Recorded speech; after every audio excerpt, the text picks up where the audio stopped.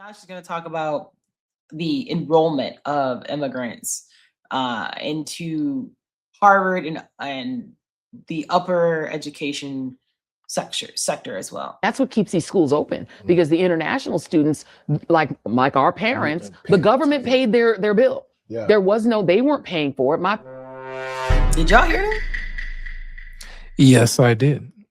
I'm gonna play it one more time for the people in the back. The international student body is plummeting, and that's what keeps these schools open, because the international students, like our parents, the government paid their bill. The government paid their bill. A few moments later. And somebody fought for them. And so I think what we have to do is we have to train ourselves to be like our ancestors who did so much more with so much less. Yeah. They weren't paying for it. Yeah. They weren't paying for it. My father got his education because the government of the Congo paid for it, then Zaire. Yeah. And so when you take the kids coming from China, that full payment from the Chinese government is gone. And the American kids who need student loans, the government paid their bill, who in many cases aren't even prepared for college. You're now whittling it down, and you're expecting white men to carry the burden. I mean, if you think about it. So let's talk about that for a minute. She's saying that it's just the white men. No, baby. No. We gonna back that up a bit. She could be so disingenuous. All Americans. Crazy. All Americans. And the thing is, you say like ill-prepared and so forth. I'm gonna be real with you. I can't say that when I'm in the workforce or even when I went to college that the foreign students were so much more intelligent than everyone. Not necessarily. And when you go back and you think about where people are, a lot of them are doctors or whatever it is, but it hits different when you don't have to work. You go to school, it's paid for. You ain't even have to hoop. You ain't have to dribble a ball. You ain't have to throw a ball. You ain't have to catch a ball. You just had to go to school. Meanwhile, American kids, you got them, they hooping during the week, busting tables on the weekends.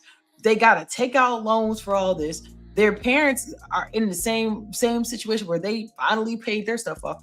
And the audacity for you to say, oh, well, immigrant students are going to be gone. Well, why are we not double taxing y'all anyway? Why tuition ain't double for you since y'all country got so much bread? And I'm gonna be quiet after this, but my take on this is don't stop letting them come. For every student y'all allow, they have to pay for an American citizen to go to the same school. I think that's fair.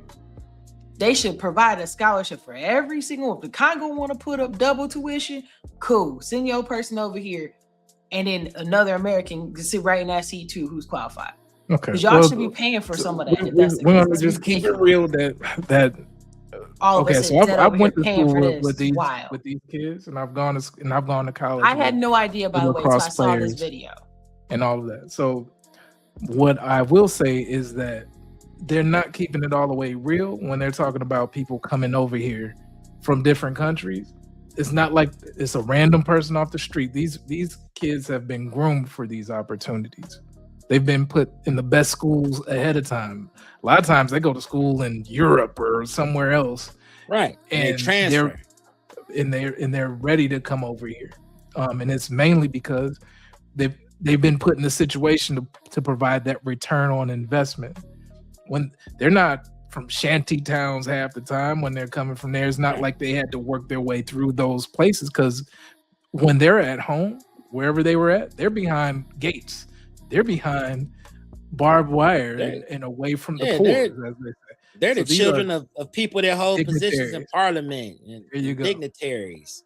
And they're over here with diplomatic immunity. These are kids that can basically get DUIs and not stay in jail for 2 days. Like those are those kids. You know what I mean? So that's what I'm saying. She's so distant, but this is why she barely has a platform and has to go on shows like this and talk, because she likes to sprinkle in her versions of the truth, and it just gets annoying. So many things that Joy skips over. And I feel like if she actually really just kept it real and kept it linear and stayed centered with her messaging, she would still be on TV right now. You know what I mean? But here we are. But yeah. So we'll read this. So he says, I don't have a college degree and I do pretty well. There needs to be educational reform across all levels. Stop subsidies for universities.